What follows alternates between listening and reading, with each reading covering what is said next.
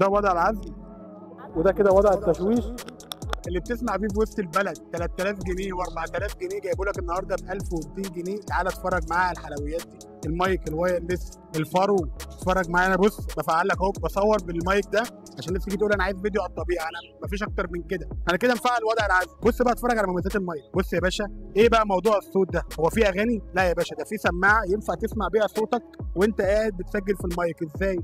انا هسجل اهو، احط كده اهو واسمع.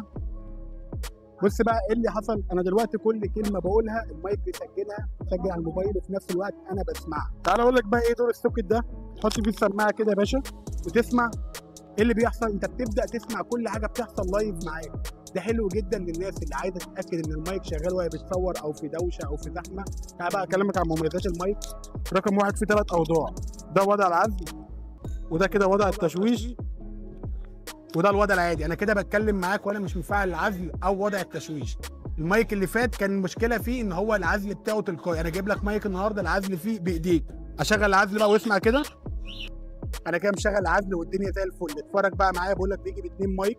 ادي المايك الثاني مشبك قوي، وينفع المايك تشحنه بالتايب سي شحن سريع، وكمان بيبقى فيه شاشه عشان خاطر تقدر تشوف كل الكلام ده كله. بص بقى القطعه بتاعته اللي احنا بنصور بيها. هخلع المايك دلوقتي واجيبها لك اوريها لك. انا كده شلت المايك خالص، انا كده بسجل بالمايك بتاع الموبايل. بص القطعه بقى بتيجي عامله معاك ازاي، مريحاك يا باشا. ايفون موجود، كاميرا موجود، تايب سي موجود، وادي زرار الباور وبتشحنه.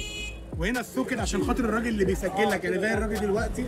تعالى بس نشغل ونرجع الصوت. عشان خاطر الراجل اللي بيسجل يقدر يحط السماعه في الادابتر بتاع المايك اللي في الموبايل ويقدر يسمع الصوت بكل وضوح. انا بتكلم معاك ان المايك الاحترافي اللي انت بتسمع فيه يا باشا في وسط البلد 3000 جنيه و4000 جنيه، احنا في منبع الجمله بفضل الله جايبه لك اقل سعر في مصر ب 1200 جنيه، غير ان هو شحن 29 جنيه جيزه وقاهره، اسرع وقت واقل شحن وتحدي. احنا فين؟